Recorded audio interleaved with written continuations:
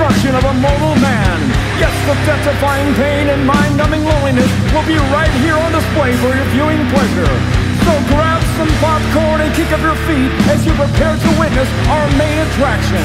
Yes, ladies and gentlemen, boys and girls, welcome to my night. Alright guys, hey, we're sitting here with Nicholas James Sanchez, rock and roller out of Grand Junction, Colorado. What's up, big brother? How you doing? I'm doing good. How are you?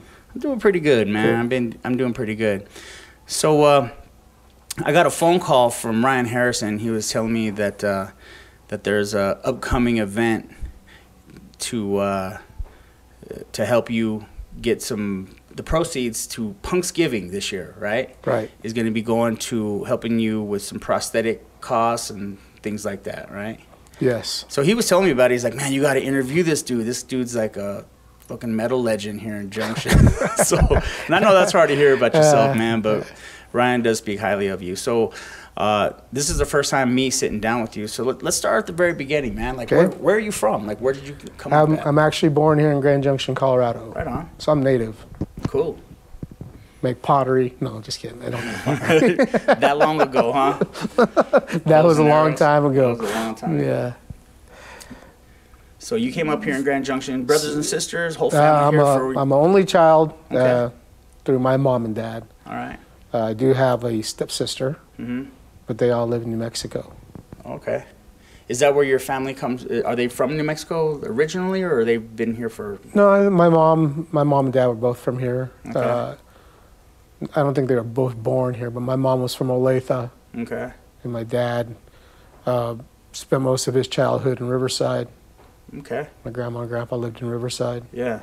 My grandma and grandpa lived in Riverside too. I'm coming up with the Gillen family. Oh, okay. You know the Gillens? I know a girl named Sheila. Sheila Gillens? Yeah, I think so. That was Grade school. yeah, maybe probably the same family. But yeah, my family came from Riverside. Is actually my brother's family. He's my half brother, and they're all the Gillens. They're wrestlers and some Right. tough guys. Pretty rough crowd over there, but good guys though. So and that's one of the oldest neighborhoods in Grand Junction. Right. And there are a lot of Latinos come out of that. That was like a Chicano or Hispanic. Yep. Lowriders. Yeah, lowriders and some fights. Yeah.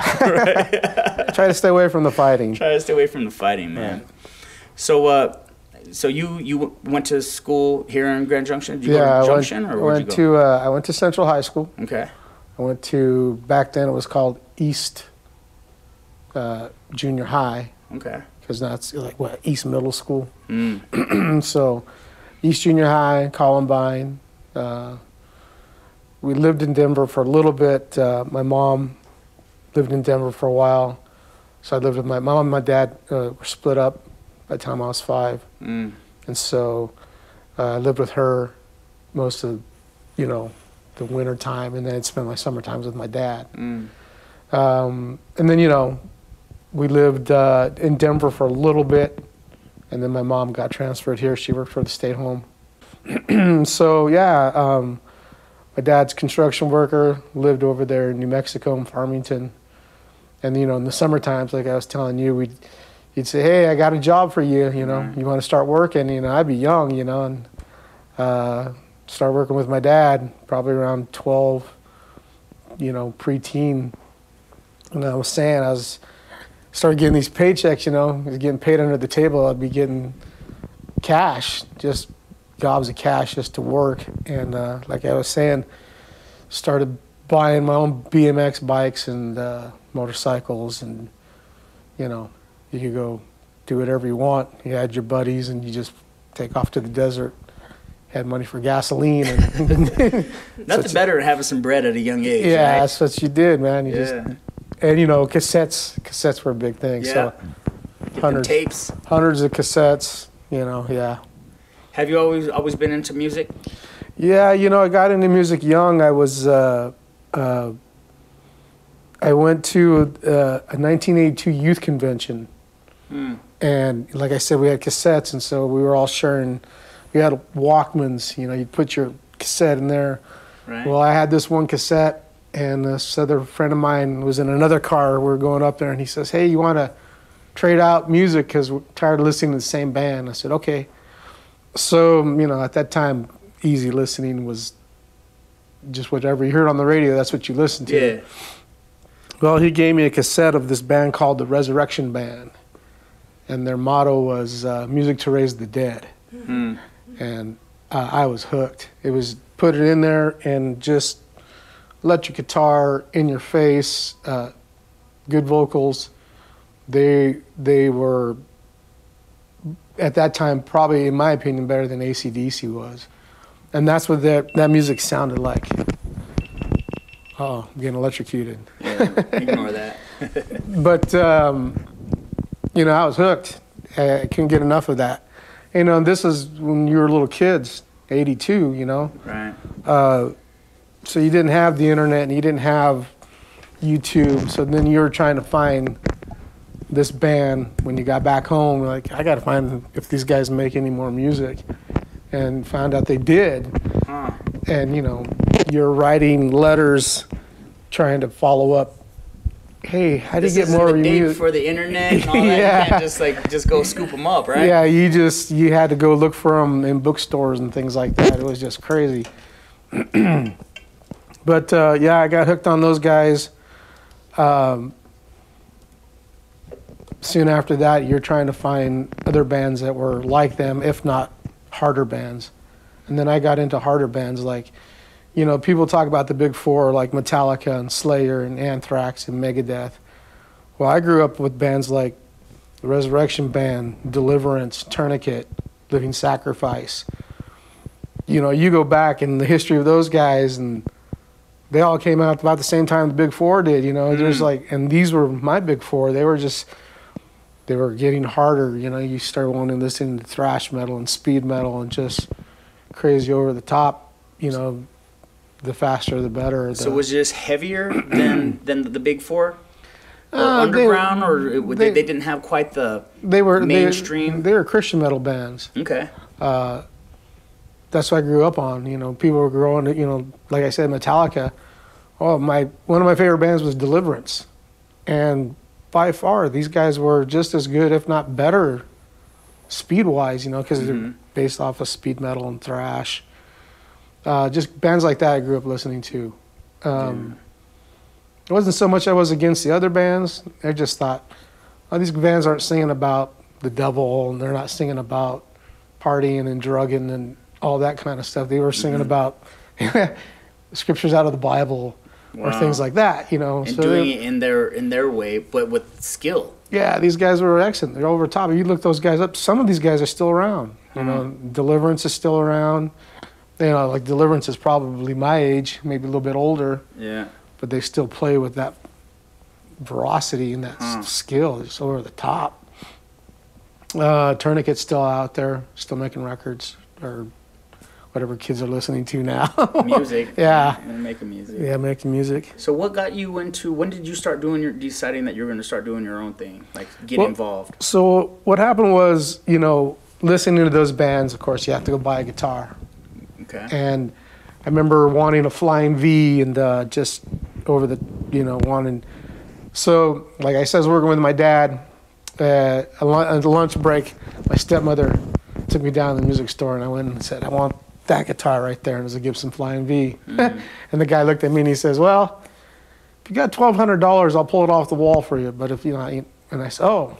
He goes, well, how much do you have? And I said, well, I got $200. And he just looked at me and goes, there's nothing in the store for $200. He goes, you know, everything was way priced. Right. Well. Kind of got shot down, you know, went back to work. And my dad goes, well, what did you get? And I'm like, nah, I didn't have enough money. And the guy, one of my coworkers there, says, well, you know, I got a nephew who's got a guitar. He might want to, you know, sell it. So he called his nephew. His nephew said, $200, and I got the guitar and a little square box amp. Little amp. And it was a Hohner Les Paul copy guitar. And I just went home and just bam, bam, just, you know, I don't know how to play. Right. And I'm just banging away and just pounding and just every day, like to the point where my dad said, hey, you need to go outside and play. You're driving me crazy.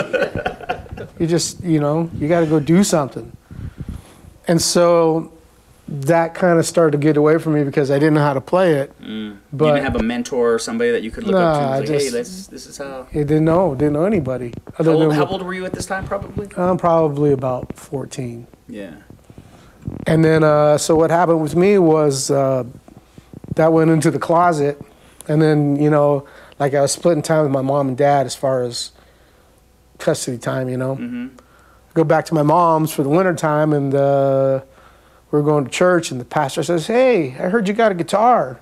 It was a small church. Mm-hmm. And I said, yeah, I got a guitar. And he goes, yeah, you got to play that thing for God, man. Start playing for church. I said, well, I don't know how to play. And he goes, well, let's get you some lessons. I'm like, okay, whatever. I had lessons or guitar.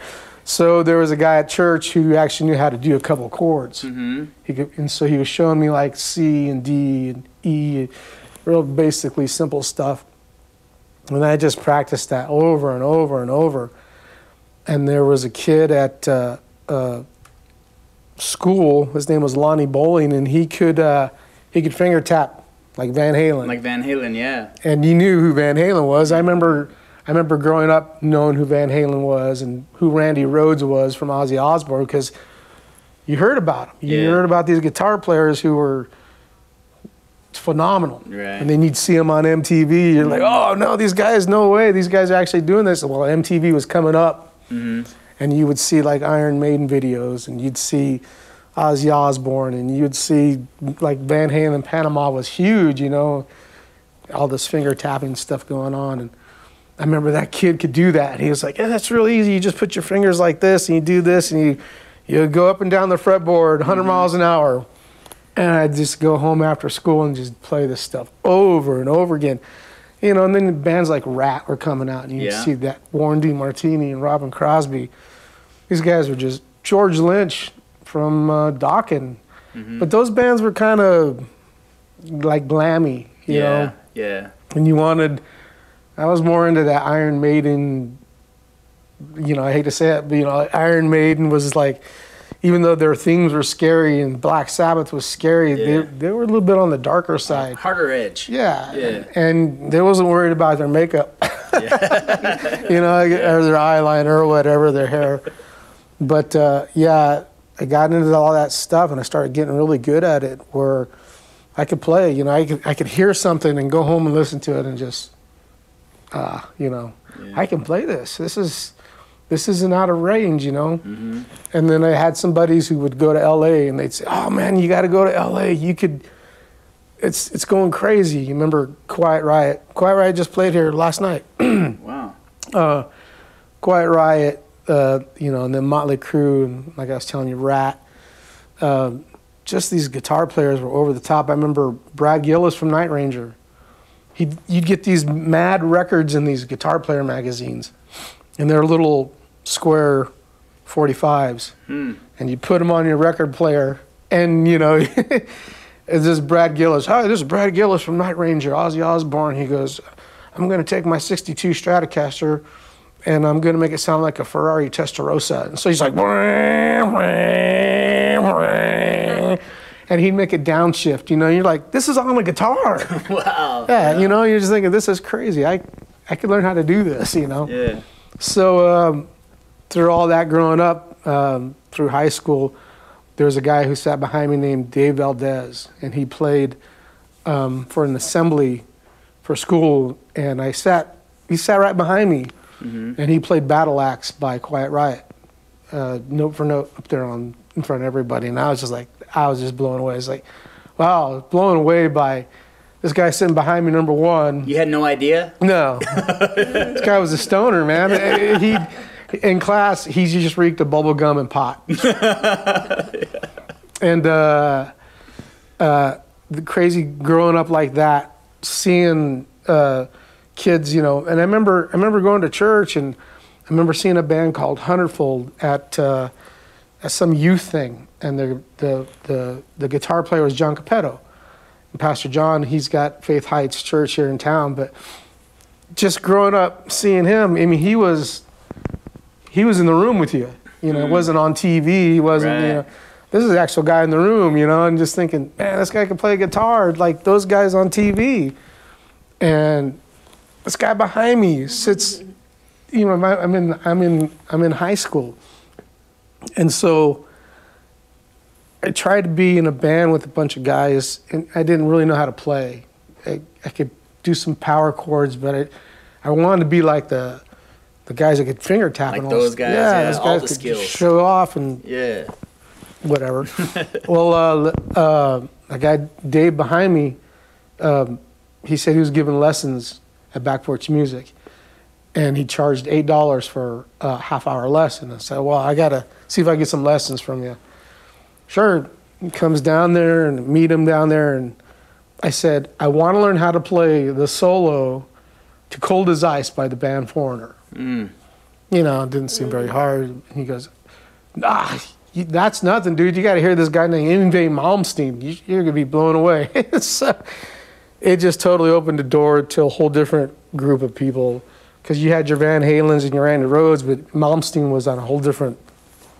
He's super fast, and he played like neon classical metal, neo, just like Beethoven, just over the top. So and that guy's still around. When you were coming up, were you, because it sounds like you never had a problem asking for help or looking for guidance, or like you were hungry for knowledge. Were you a shy kid, or were you kind of outgoing, or were you just hungry for knowledge that you just wasn't just, you know, I had a group of buddies that I'm still friends with today. Just, you know, you wanted, I in school, like in grade school, I learned how to play the trumpet. And my mom would take me to this thing, and I picked out a trumpet of all things, and I started playing in these little concerts throughout school, you know, like in grade school. So I could read music as far as that was going. Okay. But it has something about the guitar, man, just that distortion, that craziness was like. The power, huh? I don't know. There it made you want to, made you just want to, well, you see videos now, these guys are smashing guitars back then. You're like, yeah, you know, I've got to the point where I've gotten a few guitars where I've done that too. Just like, what am I doing? You know, you get caught in the moment. You get caught in the moment. Yeah, and it's not one of your cheap Hondos. It's one of your stupid Stratocasters. You're like, I paid $1,000 for this. Why? Is it in the moment that you're just like getting it, or you don't know why you're doing it? You just, it's cool. It's cool. Sounds cool. I don't know. That's destructive. It's all destructive, but in a calm setting. Yeah. Not burning somebody's house down. Right on, man. So then, whenever you got out of high school, and what happened after that? Did you start bands right away? I will tell you this. When I was in high school, I had a band called Eternity.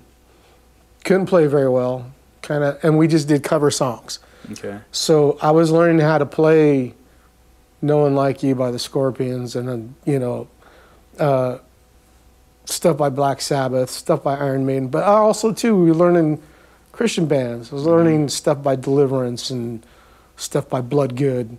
You know, these Christian bands that I grew up with, I was learning stuff how to play like them. And that's really a lot of education. Like, you're educating yourself through that, and the time you would take that cassette and push rewind and forward and rewind and forward and just to learn what they were trying to do. But a lot of it too was I got married when I was 18. I met my wife and fell in love with her. Got married, played in bands, and our church that I was going to, our pastor would put on a thing called Saturday Night Alive, where he'd have bands from out of town, he had bands here in town, skit teams, whatever, put on these 2-hour events where you come, hang out, give your life to God or whatever at the end of the night. And that's how the church kind of grew. And then, you know, you had people who'd come see you every weekend. Because not only did we play every weekend, but we were either playing in town or somewhere else out of town.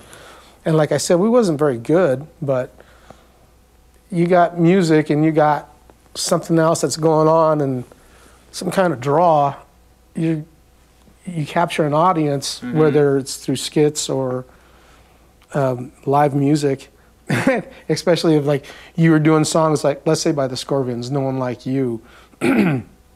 they would change the lyrics, and instead of singing, "There's no one like you," there's forgiveness for you, you know. Okay. Yeah, and so they would change the lyrics, and so the lyrics would be like, "Oh, you know." I have mad tapes of us playing stuff like that, just like really weird. Like, why? you are a terrible guitar player. Like, yeah, I know. But when did you start getting good? I don't think I'm that good right now. That's kind of one of those things. It's an artist thing, right? It's you don't want to say, wow, so good right off the bat. No, it's just, I still have gong shows, man. We have band practices that are gong shows. You're like, yeah, what were you thinking? What key were you in? I don't know. Just playing. It sounded weird. No. The coolest thing is when you start to make your own records, you start demoing, you find a 4-track recorder, and you start to demo. I did some stuff with my buddy Dan Scott right off the beginning. He had a 4-track Yamaha, and here we are going back and forth, ping-ponging, trying to get more tracks out. I mean, I still have that 4-track Yamaha in my room right now. Yeah. So you know how it goes. Yeah. And you're a 5-piece band. You're trying to get them all on a 4-track. It's almost impossible. Yeah, ping pong on all day. Yeah. And so I got some of that mad demo stuff. Horrible mixes, you know, just real shrill. Like, what were you thinking? We were just happy. Right. We've made quite a few records. Well, records, CDs, whatever you call it. We're in a dilemma right now because we finished making a double disc. It's called Welcome to Our Nightmare, but kids don't buy CDs no more. I still buy them. I buy CDs all the time. Right. But you got to go find digital download and pay for it that way. So we're torn because you make CDs and you sell them at your shows. For the older crowd, they'll buy them. It's the younger crowds that you got to get on Spotify or go get on iTunes and see if you can download this for this price or whatever. Right. So that's what we do. We've got probably over 10 CD albums or whatever you want to call them out there. Okay. So our first album was called Pray or Be Pray. Okay. That was under Soul Aggression. The very first one we ever did as a band was called Heartfelt.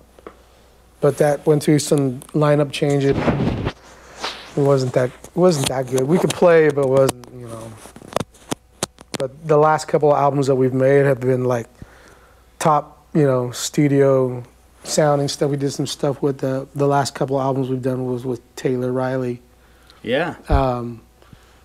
Just mad production, he gets in there and he takes what you think sounds great and makes it sound even better. Yeah, I've interviewed a few people that have worked with Taylor. Yeah. And he's a great musician too, man. Just crazy drummer. I guess he can play the violin, bass, guitar. Do it all, man. He's played it. He's got on our last couple albums that we've done with him. He's guest spot some guitar stuff.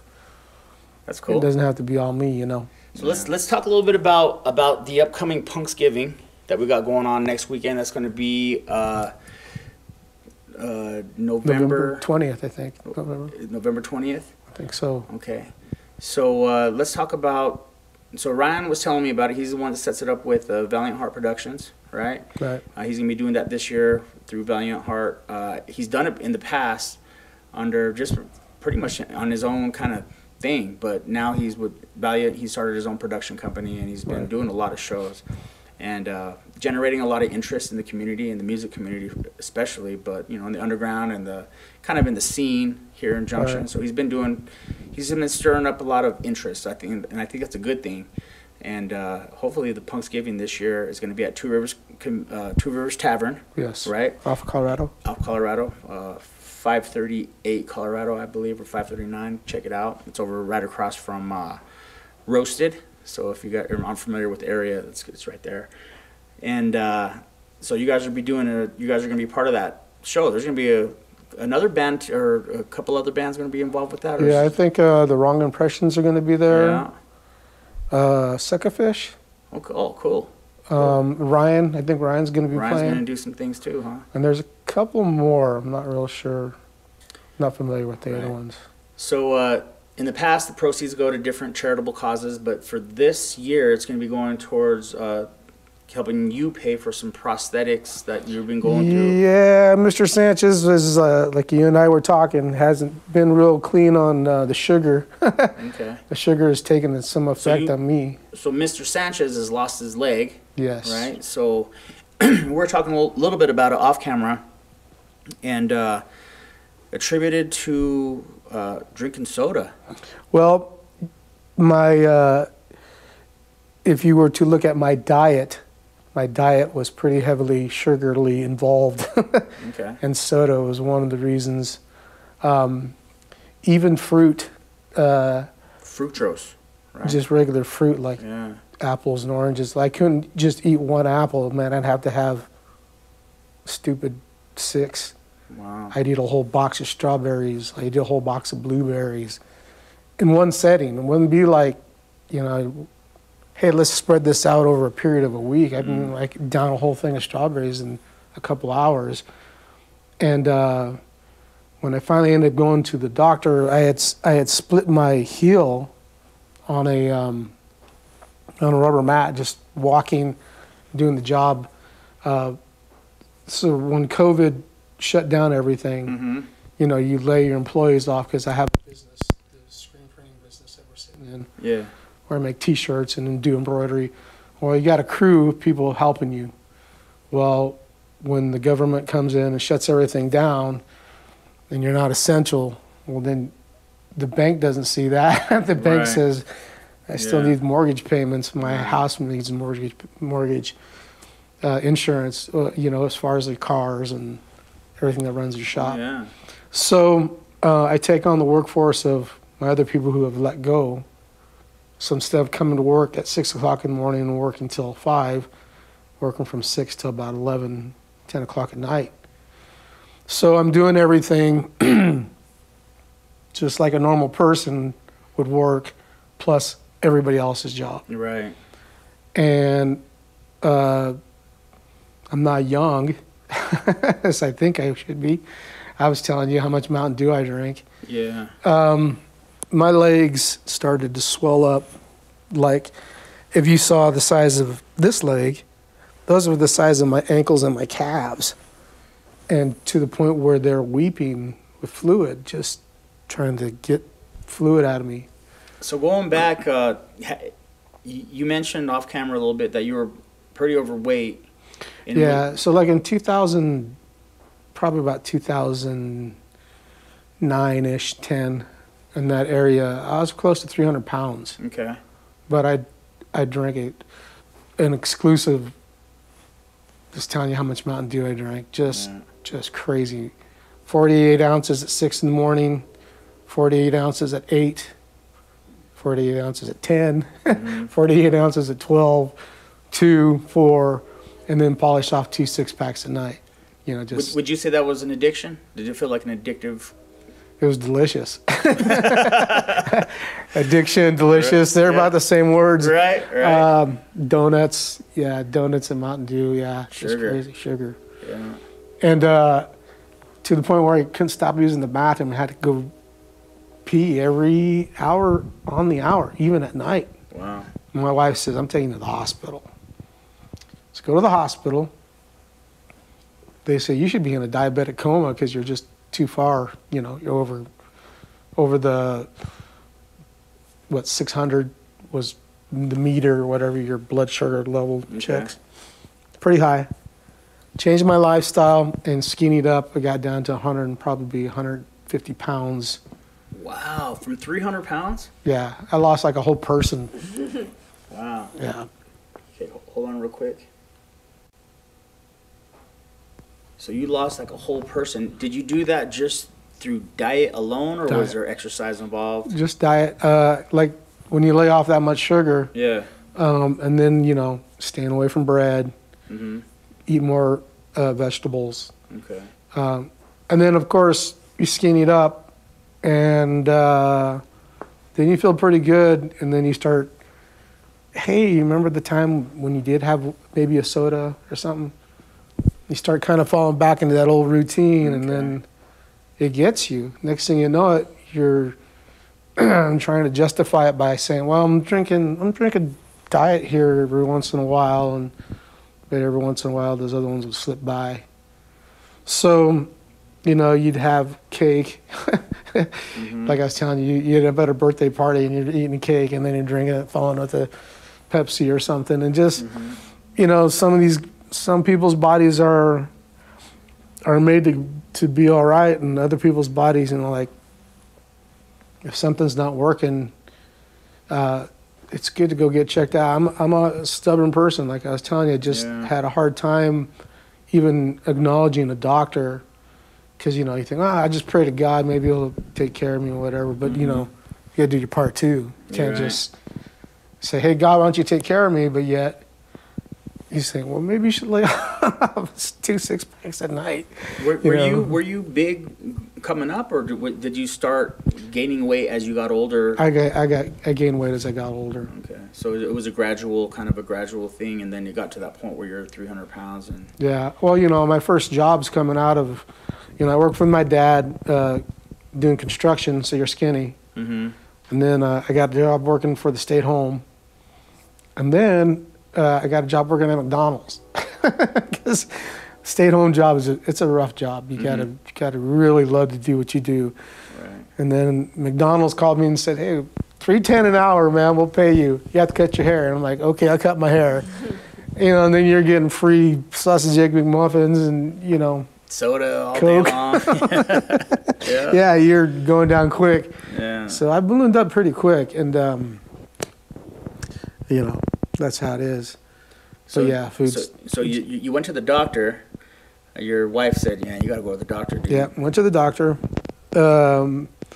So when I had split my heel open, you go to work, you bandage it up, come home, the bandage is gone. You worked in it all day and there's blood. Do it again. You do it again every day.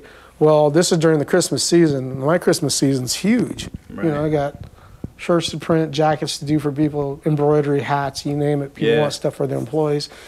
So I'm trying to get all this stuff done, but I can't seem to get past my health. My health is just deteriorating. So finally, in April, my wife says, I got to take you to the doctor. I don't have a doctor. She says, well, your mom has agreed to pay for a whole year. If you go to the clinic, somebody will see you. I said, okay. So I go in there, and they're looking at me like, God, what is happening with you? Tell me what you eat in the daytime. And you have the split in your foot at this time? Yes. Okay. So there's problems with my body trying to heal. When you're telling them what you eat, what do you tell them? I'm just telling them. I get up, go get maybe like a sausage egg McMuffin, an orange juice, and then it starts to fall apart when I say what I'm eating during the day. Oh, and then I got a box of strawberries, and then I got a box of this, and I got a box of, well, the doctor's like, well, those have sugar in it too. And I said, yeah, but it's natural. I'm trying to justify it. Right. No, it's still sugar. And you're still washing it down with Mountain Dew? Yeah. Mountain Dew with cream, but I don't want to say that too much. Anyway, the split in my foot was just like a little slit. It turns out it ends up being like about the size of a quarter, and it's turning black. Okay. So they're looking at that. So the next time I go see the doctor, it's even worse, and the temperature has changed in my shop. It's not 70 degrees in here anymore. It's like 100 degrees. It's so bad to the point where I'm driving home in 100-degree weather with my heater on in my truck because I am freezing. Because you're cold. Wow. And I go to the doctor, and she says, you got to go to the emergency room. This is that bad. Go in the emergency room. I go there just to see what's happening with me. They keep me for a whole week in the hospital. The whole time I'm there, all they wanted to do is amputate my foot. And they want to amputate my foot. You're trying to think of, well, what's the alternative? Yeah. Well, we could do this or we could do that, but most chances are that this is happening is because this is on its way out. My legs are still swollen. So they get me, they let me out. I try the alternative, try to work on it, stay off my foot for 2 weeks. The outside starts to look good, but the inside's already messed up. The infection's in there, and wherever that infection is, that's where your body's trying to heal. And I had broken my foot in that process, not knowing that my foot was broken. I'm walking on it every day at work. Wow. And I guess that bone, the heel bone, whatever they're calling it, that's the hardest bone in your body. And when that's destroyed, that's the alternative. So the doctor says, we'll go in there and clean it out. We'll sew you back up. You ain't going to have any use for your foot. He goes, but you'll have a foot. You'll be on crutches for the rest of your life. He goes, or we just take it. We'll amputate your foot. And I'm just like, God, what do you do? Wow. Came here. My wife and I talked about it. And we prayed. And I just said, well, go back to the hospital and just have them prep me for surgery. And it was gone the next day. And I tell you what, it changes you. Because you're used to, as a small kid, you don't know that you're learning how to walk. Right. But now as you're an adult, trying to learn how to do this, use a wheelchair, use a walker, use crutches, and not have this guy there no more. It's really weird. It's like now you got to learn how to do all this stuff again. You see these athletes who run and get tackled and get their arms or whatever broken, and then you have to have this start over, and it's just you take for granted. Right. And you're not that old, you know what I mean? Well, I'm pushing 40. No, just kidding. I wish I was pushing 40. I'm 53. That's not that old, dude. But it's like 53 years old, and you're gonna have to learn how to do this again. Yeah. You wonder how the guys who do it with double amputees, how in the world are they, I've only had my prosthetic limb for, I think I'm going on 2 weeks, and just walking with a walker, I try to exercise without the walker. I'm like a gorilla, just you're taking steps and you're trying to maintain your balance, and it's just you know. How has that been mentally on that? I mean, like, I'll tell you this. I can't even imagine. So, getting out of the hospital, and then I didn't go home. I stayed here at my shop. My sister-in-law got me a hospital bed. My mom would come down here and clean and do my laundry. My wife is doing everything else, cooking for me. So the part that's crazy is that I'm in a motorized wheelchair and I could get around because one of my friends came and put batteries in, they found it for me, put batteries in it, got it all working. But I started getting dependent on it, where like to the point where, you think you're going to get this at a certain time and you don't. And then when you're not getting this, then you're kind of laying in bed all day long, and then you're used to working, doing jobs for your customers. Yeah. And you don't have that to do. And you can't stand. I mean, I could stand on crutches, but I'm not really going forward. I'm not really doing work. So the idea of, having to go to the bathroom, having somebody clean up after you, having somebody giving you a shower, it's just like, these are things you take for granted. Exactly, yeah. I could feed myself. I can clean myself. I could shower myself. Yeah. Now I have to wait for, can I stand? Am I capable of doing something for a while? Well, then your stupid legs and your body starts to shrink down, start to atrophy. You can't get into bed like you're supposed to. You can't get in a chair like you're supposed to. And it's just like,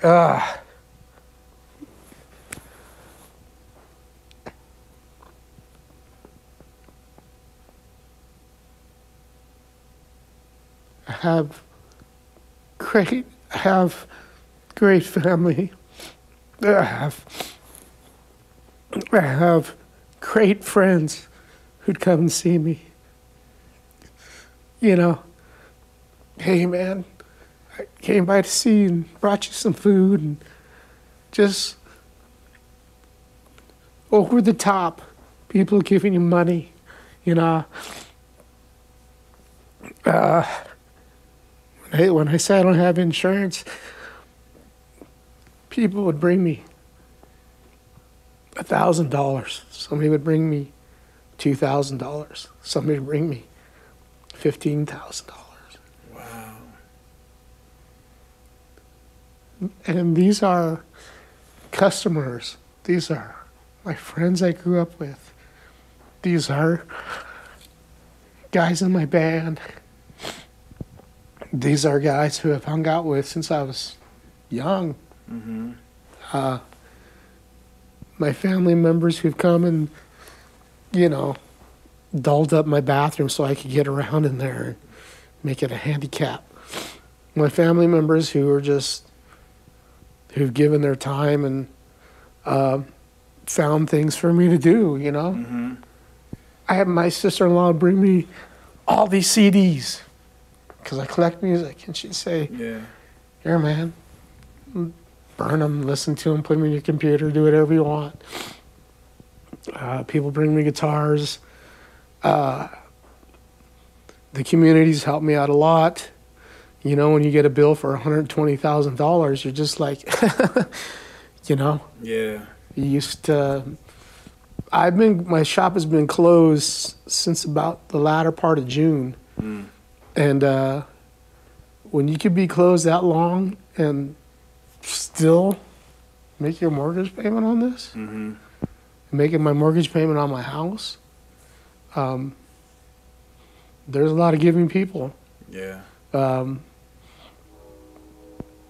have an uncle, my Uncle Joe, man, he came by and he'd come by and see me. He goes, "Hey, let's get your air conditioners hooked up." And, you know, because I was freezing at one time. And then he went up there and cleaned up my air conditioners and took them down already. And just people, like I said, you know, coming to see you.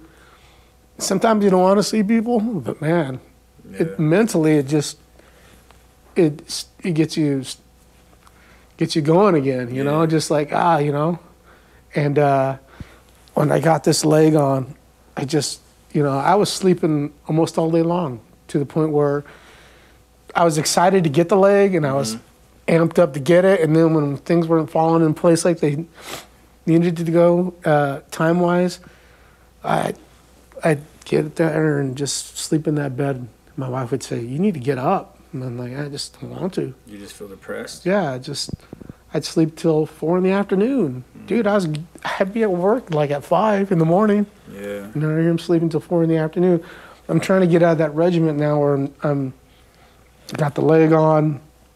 I'm trying to walk without the walker. It's scary. Yeah. Stepping up is scary. Today, my wife and I went somewhere and I had to grab onto her arm. I said, you're getting too far away from me. I'm scared. Right. You know, I want to be able to walk and not fall down here in the street somewhere. Yeah. But no, I mean, I just doing a lot of praying, trying to get hold of God, trying to, you know, because people say, "Well, you know, God didn't help you with your leg getting cut off." I'm like, that's not God's fault. I was slamming back Mountain Dew. I guess the people who invented it.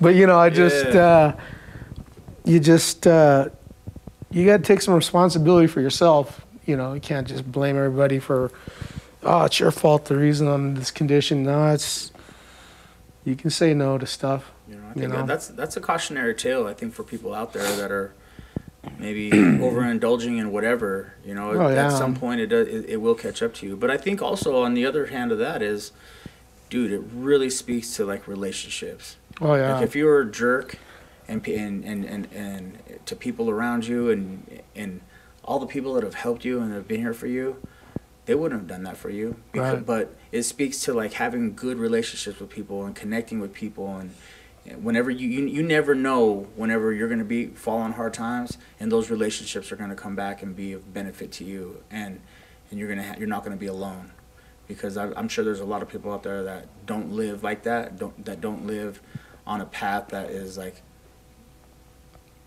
good to people, and whenever they're alone. And I think it's a testament not only to you as a person, but just to the value of relationships. It matters, dude. Well, yeah, even the thing that Ryan's doing for me, man, I love animals too, and just like just says, hey, I want to do this thing for you and raise that money for you, and I'm just like, dude, that's more than generous, I remember seeing the NC-17s play, man. They were just, we got to play with the show with them over here, and saw them play a couple other times, and it was funny because Ryan was working at I think Red Lobster, mm-hmm. and my wife and I were sitting in there just, when Red Lobster's like a specialty night or whatever. Yeah. And so we went in there, and I was like, hey, you're the dude who was playing last night at the show, the NC-17s. And he goes, oh, hey, how's it going? And that's, it's funny because I remember helping his drummer carry out his kit. Man, his drummer's kit was like stinking 1,500 pounds. Man, I was like, oh my gosh, what do you play? Of course, he's a big guy too. Yeah. So yeah, just Ryan's great for doing this. When he put PunksGiving, I thought it was just all punk, right. punk music. Yeah. And he's like, nah, man, we want any band to play. And I said, hey, can my band play? And I just wanted to see where I'm at. As far, we still practice. Yeah. But I want to grab the guitar and be able to stand through the show. Whatever. Hopefully, I can stand long enough. That's my goal. I've been practicing here at the shop, where maybe do a few jobs, small jobs where I could stand long enough. It's funny because I was telling you, from side to side, it's sketchy till I get another prosthetic leg. Right. But until then, just work with what I have and try not to slip and fall. And this will be your first show back. Yeah. Since the amputation. Yeah, pretty much. Like I said, we've been practicing here, just getting the guys together and practice. But so just letting no mean to interrupt you, but just to let the people at home understand like the process. It's so you have you have a prosthetic now, and that helps the bone in your joint or at the point to get kind of prepared, ready for the official prosthetic. That's going to be your walking prosthetic that you're going to be using. So this is, you said you've had this for about 2 weeks. Yeah. And then so you're kind of wobbly on it now, but it takes practice, right? And, right. And it's going to feel a little, but then your bone starts to kind of get used to having that prosthetic cup on there. Right. And then once it's ready, then they fit you with your walking prosthetic. That'll be like the one. And that's what we're working on for PunksGiving is going to be helping contribute funds to pay for that. Is that right? Because this first one, I was telling you, $6,000. Wow. The second one's going to be about $16,000. Okay. So you still have to do your copay. So I went and got Medicaid. I think I got Medicaid. And because, when I went in there, they said, well, you don't have insurance. I'm like, well, yeah, okay. Well, can you just bill my shop? And the lady was like, she just kind of laughed. And she goes, you don't want us to bill your shop. She goes, it's quite the expense. Well, how much, And so then when they tell you, you're kind of sticker shocked. Oh, that's kind of a small used car. Right. So, I talked to my buddy Franco Matic. He's got a prosthetic limb, and he was telling me, he's like, they last like 5-6 years. I think you have to go get another one. Mm-hmm. They wear out, and they just wear out. And he goes, So he's had a few, and he was telling me that the process that they have, and the next one I get, there's like this rubber membrane that goes on your stub and that hooks into your pant leg or the cup thing in there. Mm-hmm. The next one's going to have like the rubber membrane with this metal rod that sticks out. It's got these grooves in it, and it locks into the titanium part. Bottom part, yeah.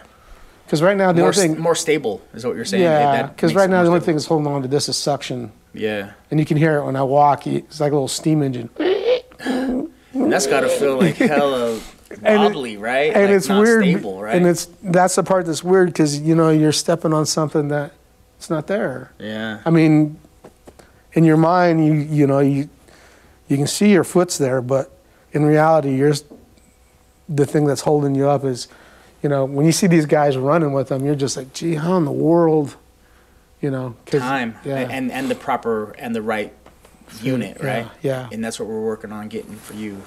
Yeah. So, I'm not really sure when my next appointment is. I know it's in November, but they'll look at this, see where it's at, because every day it changes. Yeah. Something's weird about it. I got to make sure I'm not getting blisters that are, causing whatever caused the first time to go around awry. So, yeah. So how have you been doing staying away from sugar? Is it hard? Yeah, it's a little bit. Like I was telling you, I was craving a Pepsi the other day, just craving it. You just, that taste. Yeah. I've had a few apples. My wife's real, she makes sure that I'm eating nothing crazy. Yeah. Like I've had people bring me donuts and she's like, No. I'll eat the donuts, but not you. Huh. Can I just kiss you after you eat the donuts? Let me smell your breath. let me just get by you. It's terrible. You get on Facebook and you start watching these stupid the food things. Oh man, don't do that. Yeah. Don't do that. And so it's I'm sitting there watching how I didn't know that if you burn sugar long enough, it turns into like a caramel. Yeah. I didn't know that, and I was like, wow. I didn't know that. That was something new. A lot of egg dishes too. But just after a while, like I'm tired of you guys making eggs. Let's get back to the cakes.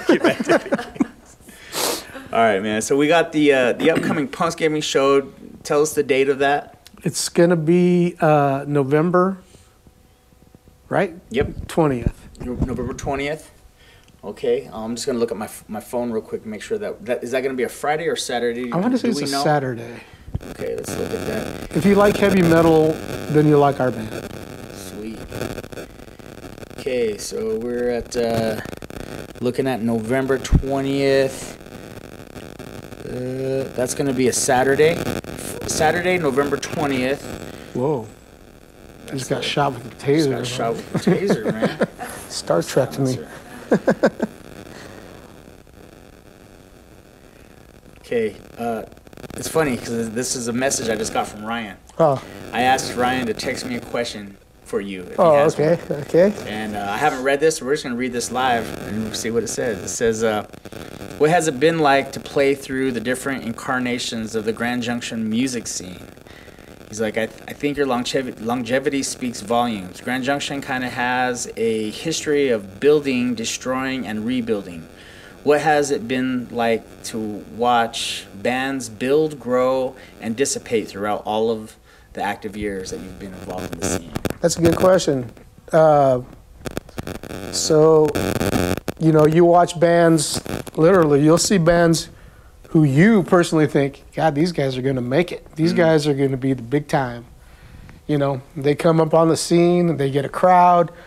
You go see them at shows, and you're thinking, man, they're selling out their own city. And then they get older, because they're kids. And they get older, and then they get married, or Life happens. Life happens, and they get jobs that have to, supply. They have to meet that that money. They have to get that money to pay for their cars or insurance on their cars or their houses or apartments or whatever. And then they have kids, and then, I've seen. I won't name the bands, but I've seen bands where guys were.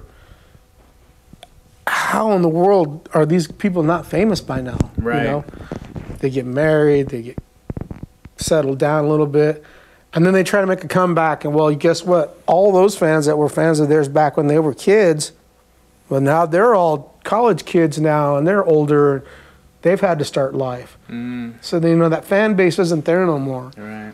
And you see the different bands. Like we've been playing, literally, Marcus, my bass player, and I have been playing together since we started learning how to play. Right. Like I was telling you, heartfelt, eternity, soul aggression. And as soul aggression with Jeff and the rest of the guys, we've been playing for over, I have a daughter who's 31 years old. Mm-hmm. Jeff's got kids who are like 33, 32. And we've been playing since they were babies. Mm-hmm. So, you know, we've been together for pretty close to 40 years as a band. And we've known each other that long where, you know, we see the trends. Right. You see the trends come in, like, you know, we grew up in metal. But then you see the trends grow up, like the alternative scene where everybody's guys sound like Alice in Chains or Soundgarden and Nirvana. And then you saw the bands that played who were more of the nu metal crowd, like Godsmack and, you know, the metal bands and those kind of stuff.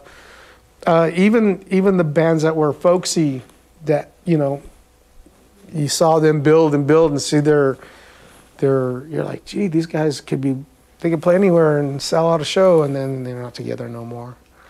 And part of it's saddening. We were talking about it the other night at rehearsal, how some of us have grown up who have played in each other's bands or who have had members from each other's bands over all these years. You know, you start naming, oh yeah, so-and-so played with blah, blah, blah. And, oh yeah, they were in that band. And oh yeah, I remember when they were in that band? Oh yeah, it just progressively goes.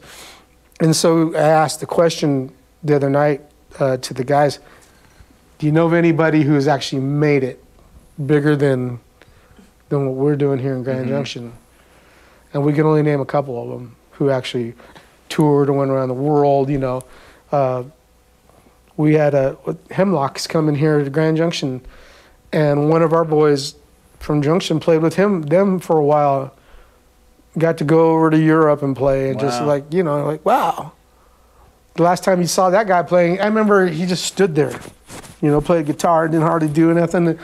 It's Troy Lee, and next thing you know it, they come as Hemlock, and he's in that band, and he's jumping around on the stage like a crazy person, running back and forth. And it's like, I was looking at my buddy Chris, and I'm like, man, what happened to this guy? What's going on? How in the world did he go from to athletic-y, jumping over stuff? So how do you think that jump is made? How do you think that jump is made? Is it practice, just determination, that wanting to do it at any cost, you know, like, oh man, you know, I might have to give up some Mountain Dews to pursue this. Yeah.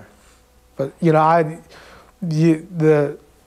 like all the guys in my band, we're like family guys, you know, have kids or wives. We chose a different direction a little bit. We still played music. We played shows that were packed, full houses. We played shows where it was just you and I and her, you know. Yeah. Hope you like this next song. Even my buddy Craig from the Dead Cowboys, you know, his wife and I were talking one time, and I said, yeah, you don't understand. I said, when Craig was in his heyday playing heavy metal, you know, phenomenal guitar player back then. I said, that was the guys we used to look up and say, that's our Van Halen, you know, that's our George Lynch. We couldn't get to those guys because they were in LA, but those guys were here in Grand Junction, here in our own city. Yeah. You know, and, you know, me and Craig are still buddies, and he's still a phenomenal guitar player. Even that style of music is, you know, might not be the greatest music on the planet.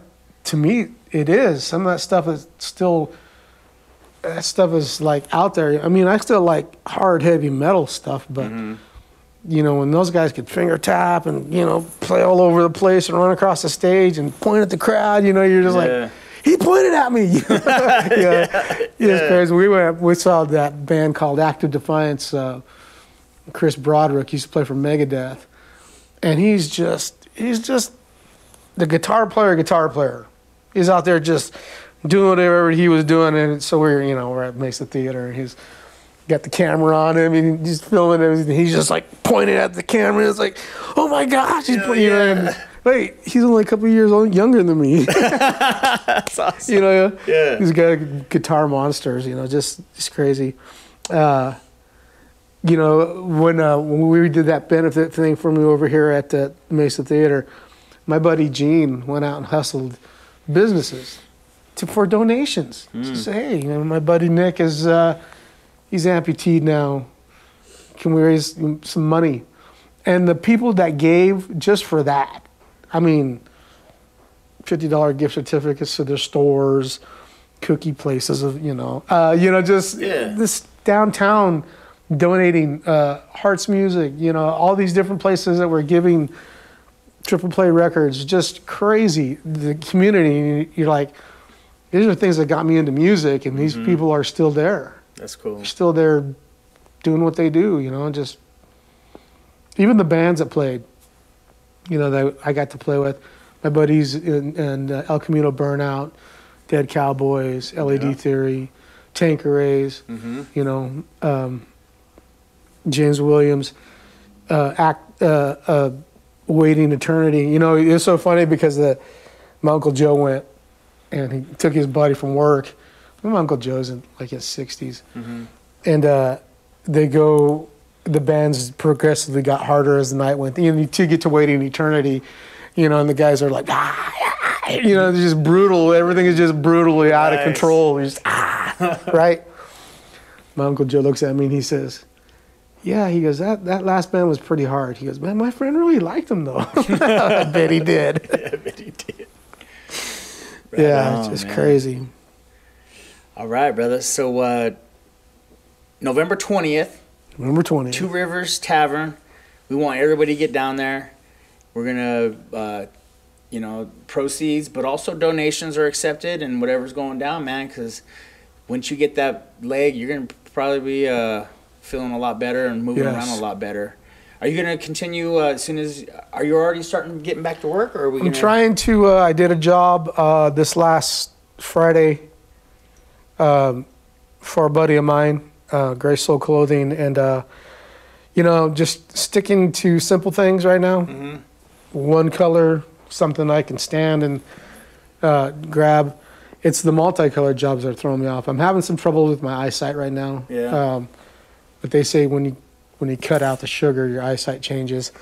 So I'm going to go make an appointment on Monday to see if I'll get a prescription, because you don't want me on the road right now. Yeah. Sorry, buddy. Yeah. Was that your car? No, it was your truck. All right, man. You gonna ask me a hard question? A hard question? Any hard questions? I don't know, man. All these questions are hard, man. For me, there's like, gee, this is some heavy Just stuff. don't ask me anything about algebra, because I didn't do not too well. We're not going to talk about balancing any quadratic equations or anything. What's that? What the hell is that? All right. What about, tell us some plugs. Anything maybe related to your business, websites, social media. How do people get a hold of you if they want to contact you, if they want to drop a donation, or if they just want to maybe get a job, or if they just want to know a little bit more about your music? So you can find me on Facebook under Nicholas James Sanchez. Okay. I have a company called Screen Image on there. Like, I do T-shirts, embroidery. I have a great graphic artist named Kristen. She's on there.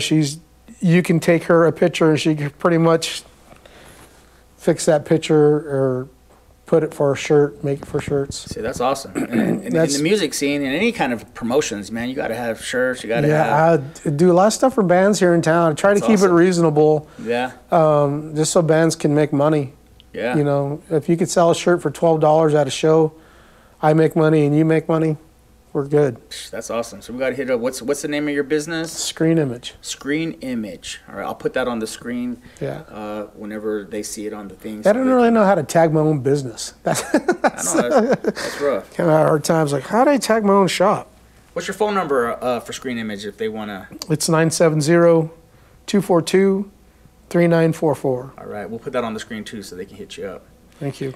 Okay, let's go. Let's start with let's finish this out with some hot take questions, Okay. just so that people get to know a little bit more about you. We'll end us all kind of on a high note, on a light note. Let's say that. Yep. All right, Mr. Sanchez, what is your favorite food? Wow. We have to talk about that a little bit. But what's your new favorite food? That's my new favorite food. Let's see. Anything dipped in oil? No. Boy, I tell you what, I really like pork chops. Pork chops are delicious, man. Yeah. Just Pork chops are good. I love pork chop fat. All right. Any phobias? What's your phobia? You have any phobias? Is that something you're scared of? Yeah, something you're scared of. Deathly afraid of, if possible. Boy, I sure hate to have a spider run across my face. Ew. Especially when you're sleeping, right? Yeah, exactly. You're like, where'd it go? And you know your mouth is open. No. I don't Right. like spiders. Spiders. If you had to choose, what's your preference, dogs or cats? Cats. Why? Let's see. I got a feral cat that I feed almost every day here. He's feral. His name is Canelo. All right. And I probably have 4 cats at my house. Jim, Spotify, I know what names are. Puma Garcia. He's got first and last name. Nice. Puma Garcia. That's good. And let's say Spotify. We got one more cat. He's kind of feral too. Little Beans. Little Beans. Yep. Yeah, I love cats too. We'd have a dog, but they got to take. They're like another person. Right. You got to take care of Too them. needy. A little needy. Yeah, I'm a cat guy too. I used to be a dog guy, cat guy. If you could collab with anyone who is dead or alive, who would that be? Musically. Musically? Yeah. I'd probably say Dimebag Darrell from Pantera. Dimebag Darrell? Yeah, only because he was a bit of a partier, Yeah. but he's a great guitar player, man. He played over the top. So it'd be a good time and some skills and some talent Yeah. there too. Dimebag Darrell, man. Anybody who named Dimebag, that's a guy. That's a nice. He's got a nice goatee. I like to grow. Ooh. I forgot about my goatee. He's a little gray right now, but Yeah, it's looking good though, man. Looking real good. If you could change one thing about yourself, what would it be? whew, man. Wish I had my front tooth. I'm missing a front tooth. Hey, that's a good Burger. thing. I was with John Capetto at a Burger King, and I'd been down on a hard fry. It had already been taken out before, but I took it out a second time. Oh man, my It was a tooth. Burger King hard fry. Hard fry Oh, Burger man. King. I know. Boo to Burger King. I know, son. Let's see. Can't remember the question now. What was the question? If you could change one thing about yourself, Oh, what was mention it your to tooth. change? I wish I was a little bit taller. You wish I you were wish I was a baller. Wish I had a girl I would call her. No, I wish I was taller because I'm like what 5? I'm like 5'4", Okay. and the average Mexican size. Yeah, if I was a little bit taller, man, because I think my pants would fit me better. I don't know. I could get in a car without having to adjust the seat. There You know go. what I mean? Yeah. Yeah. You're taller. All right, I'm with that. Okay, last one. One piece of advice that you would give for an up and coming dude that's or female that's getting into metal, for the next generation of metal. What would you? What piece of advice would you give? Man, practice. It's back in the day, you had to go buy a VHS tape or something of a guy playing guitar. Man, you got YouTube, you got Instagram, you got all these different medias that you could just. I mean, the kids that are coming out who are like 5 and 6 years old, man, can play Right. circles around what I could do. Wow. And just that ability, man, and get, it's funny, I will tell you this, I think it's weird that, to me, growing up as a musician, I played in church. I played for song service and, whatever. Yeah. And then you start playing in the bar scenes. And when you start playing in the bar scenes, how many more musicians played for church when they were little kids? you know. And you see them all the time. And I still play. Still got guys in the group that I play with who play for church, and you know, it's somewhat hardening when you see them growing up, and you're like, oh yeah, I used to play for church, and now I'm this and this and that, and I'm like, oh, you're like, well, what happened? You know, something obviously happened between them going to church and playing music, you know, but they're still good musicians to this day. Mm-hmm. You know, some people find different paths, and they explore those different ways. And, you know, I feel like eventually they'll come around. Yeah. They'll come back to where they grew up in. Mm-hmm. There's guys who I knew who were just great players at church who just went totally the opposite. Just crazy atheist. Like lifestyle and, and spirituality aspect of it too. Just went nuts. Yeah. And then one of my favorite bands growing up listening to, one of the guys was like that. He was like, great guitar player. I'm going to write this book about the devil and all this, you know, all this other stuff. And he went awry for like 20 years. And then all of a sudden, he's back. He's like, man, I was just mad at God. Some people get that way. And then just like, you know, then they realize, like you said, you know, you can't blame God for all these different things that happened in their lives because they got to take responsibility for themselves. Yeah. And just to see them come back, you know, just like, wow, you know, how could you know, like you say, how they went from being these top musicians to being somebody who went kind of crazy, and then now they're back and they're still good at what they do. And the advice that people that are growing up today, I would say, get yourself in a band, get yourself around musicians who can play music, whether it's metal, even if it's country. Mm-hmm. Get around other people who can play different styles of music, because you never know when you're going to be asked to, hey man, guess what? So-and-so's not going to make it here tonight, and they need a guitar player. Well, I can play that stuff. Mm-hmm. Can you? You play in a metal band. I've played country music, and it's not the easiest thing to go from metal to country. Mm-hmm. I couldn't play it now. You know, I'd have to sit there and practice it.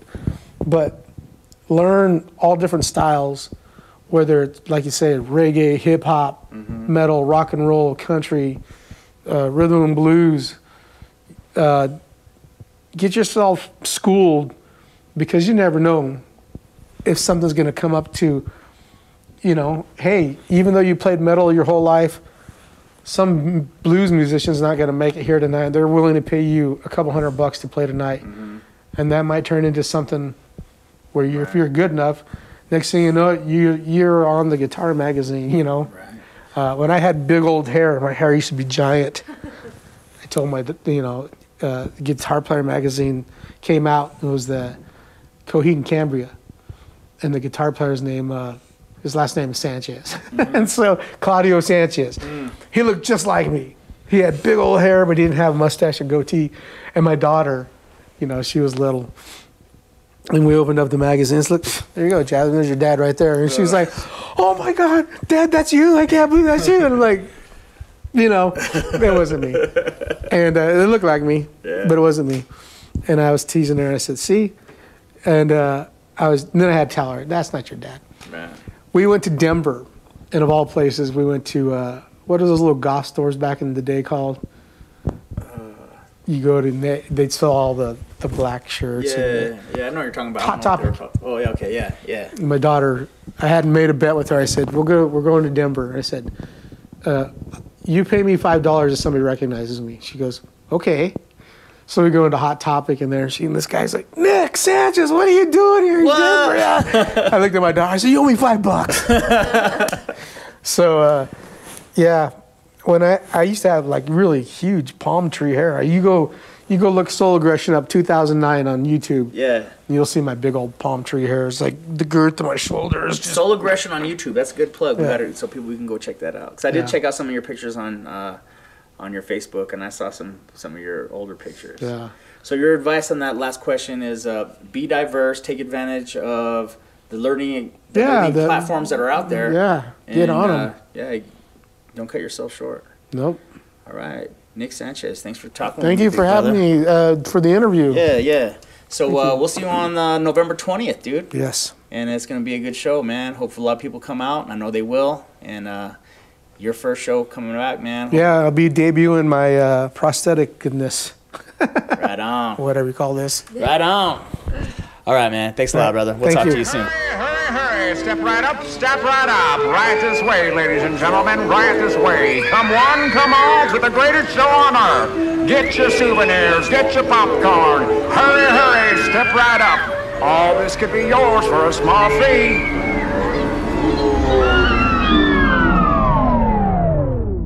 Ladies and gentlemen, you're invited all to watch in the center ring the destruction of a mortal man.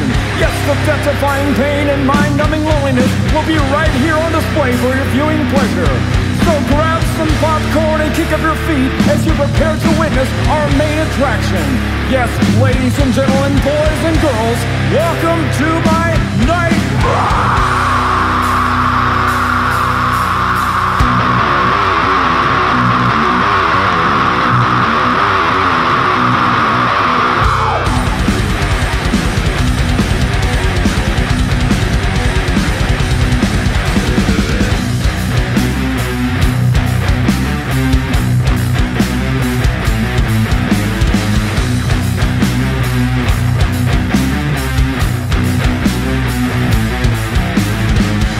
Overtaking my shadows, I'm cold and alone, blinded by the darkness and fear of the unknown, lost in obscurity of life's great demands, unrecognizable, I'm just a faceless man. Zombie my day, not a man by my night. A monster and a victim of life's